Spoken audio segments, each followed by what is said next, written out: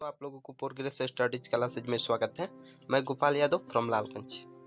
आज मैं संख्या पद्धति के सभी संख्याओं के बारे में जानकारी दूंगा इस वीडियो के माध्यम से। तो आप इस वीडियो को पूरी तरह से ध्यान से देखें और इस पर आधारित जितना भी प्रश्न है उन सब के लिए अलग से वीडियो बनाऊंगा।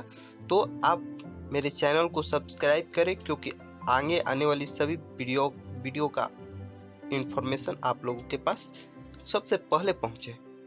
तो चलिए हम स्टार्ट करते हैं इस वीडियो में जो बताने वाले हैं उसके बारे में।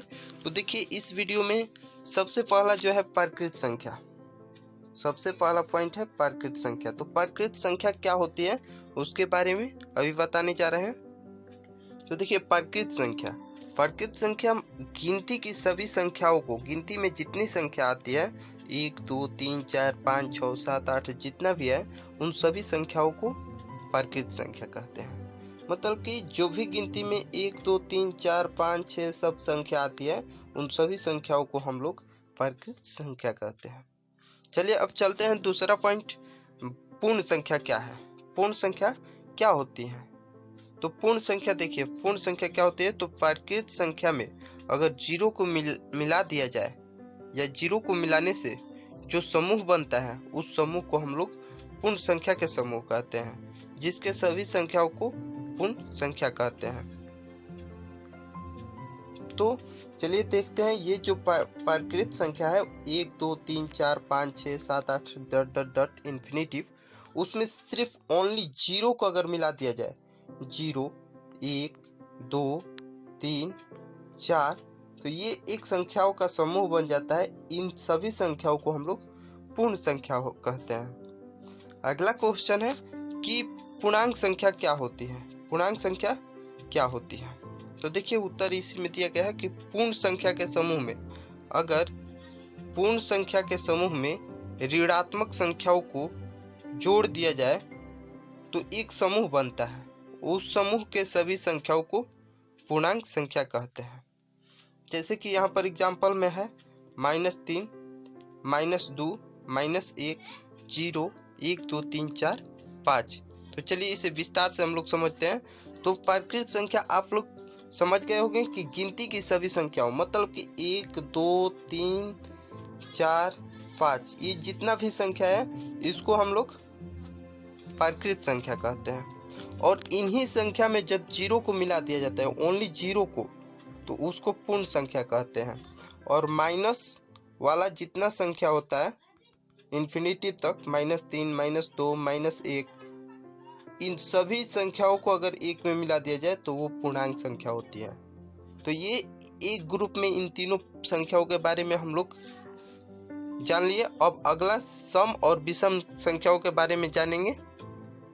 चलिए अब जानते हैं सम संख्या और विषम संख्या, सम संख्या और विषम संख्या। तो सम संख्या क्या होती है, सम संख्या क्या होती है सबसे पहले जानते हैं। तो देखिए दो से विभाजित होने वाली सभी संख्याओं को सम संख्या कहते हैं।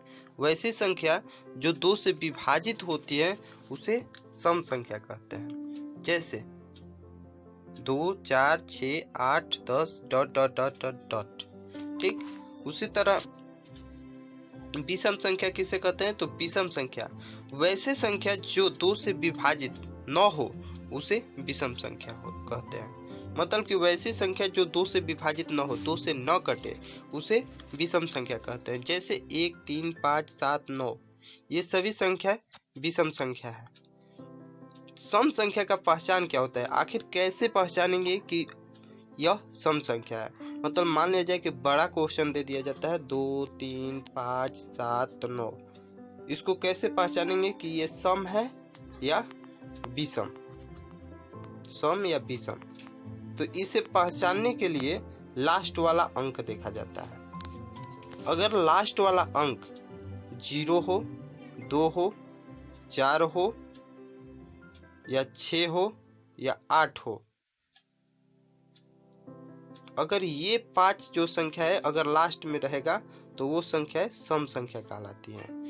यदि इन सभी के अलावे 1 3 5 7 9 ये संख्याएं हो तो वो संख्याएं विषम होती है। तो इसके अंत में 9 है, तो 9 जो है वो विषम संख्या है, क्योंकि 9 2 के टेबल से कटेगा नहीं और 2 के टेबल से नहीं कटेगा, तो वो सम संख्या न होगा, वो विषम संख्या होगा। तो आपको सम संख्या और विषम संख्या पूरी तरह समझ में आ गई है। तो चलिए अब हम आगे पढ़ेंगे भाज्य संख्या और अभाज्य संख्या। भाज्य संख्या क्या होती है और अभाज्य संख्या क्या होती है, इसके बारे में अभी आज जानेंगे इस वीडियो के। भाज्य संख्या क्या होती है?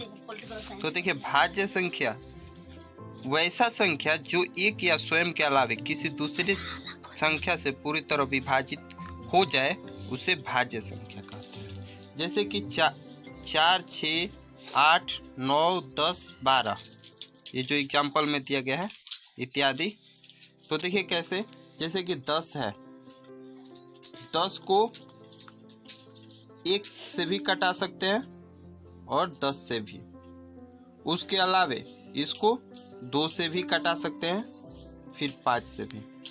मतलब कि 1 और स्वयं के अलावे ये 2 और 5 से भी कट जा रही है ये संख्या, इसलिए यह भाज्य संख्या है। उसी तरह अगर 4 को लिया जाए तो 4 1 से भी कटेगी और 4 से भी कटेगी, इसके अलावे 2 से भी कट जाएगी, तो ये एक भाज्य संख्या है। अभाज्य संख्या के बारे में जानते हैं। चलिए देखिए, अभाज्य संख्या क्या होती है? भाज्य संख्या के ठीक उल्टा होती है। मतलब कि वैसी संख्या जो एक या स्वयं के अलावे, वैसा संख्या जो एक या स्वयं के अलावे किसी दूसरे संख्या से विभाजित न हो, उसे अभाज्य संख्या कहते हैं। मतलब कि उसमें विभाजित हो जाती थी दूसरे संख्या से, लेकिन अभाज्य संख्या में विभाजित नहीं होती है। जैसे कि 3 है, 3 1 से कटेगी और 3 से, और किसी संख्या से कटेगी? नहीं कटेगी। नहीं कटेगी तो ये एक अभाज्य संख्या है।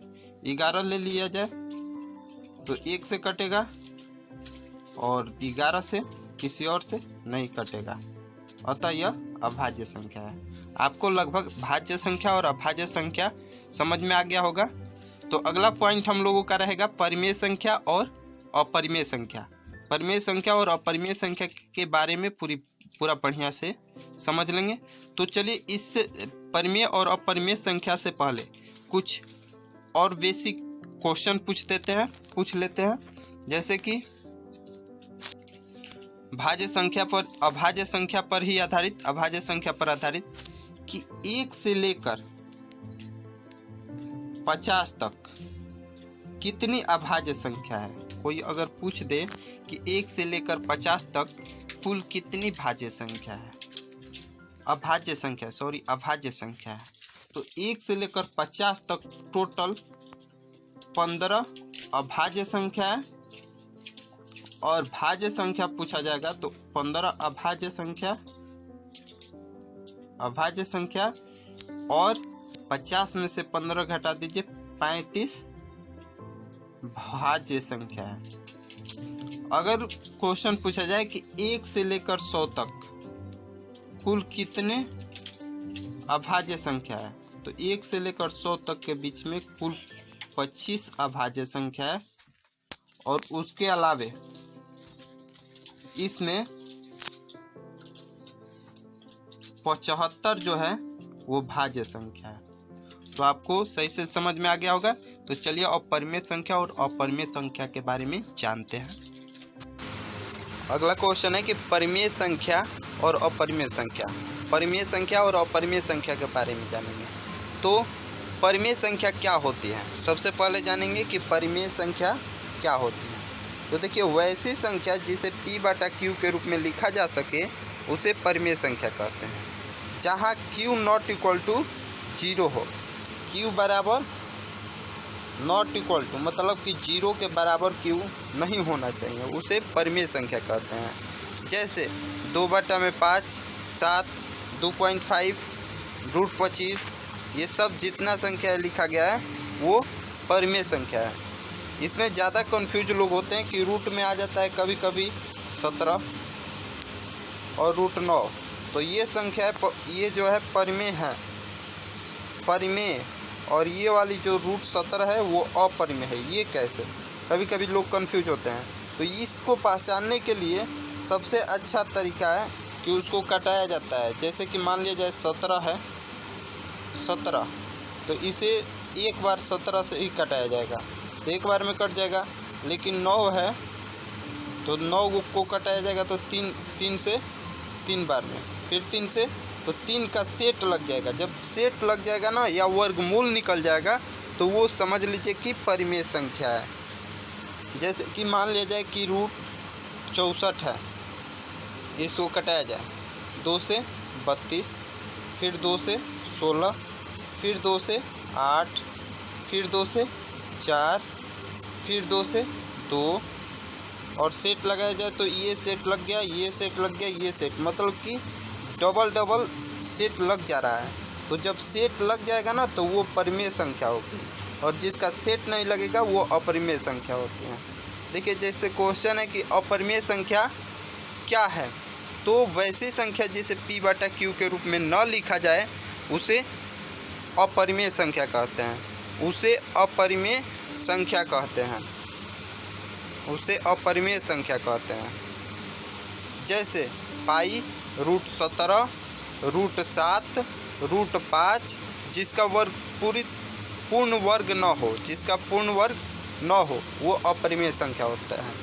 तो आपको पूरा बढ़िया से समझ में आ गया होगा परिमेय संख्या, अपरिमेय संख्या, और इसके पहले जो भी भाज्य, अभाज्य, सम, विषम और प्राकृत संख्या, पूर्णांक संख्या, पूर्ण संख्या, सबके बारे में आप लोगों को नॉलेज हो गया होगा। तो thank you for watching my video, और आगे इन सभी संख्याओं पर आधारित प्रश्न वाला वीडियो लेकर आऊँगा, तो उस वीडियो को देखना न भूलें, क्योंकि उससे कंपटीशन में बहुत बार पूछा जाता है, प्रतियोगी परीक्षा में बहुत क्वेश्चन पूछा जाता है। तो अगला वीडियो देखने के लिए आप मेरे चैनल को सब्सक्राइब करें और हमेशा मेरे साथ बने रहें। Thank you.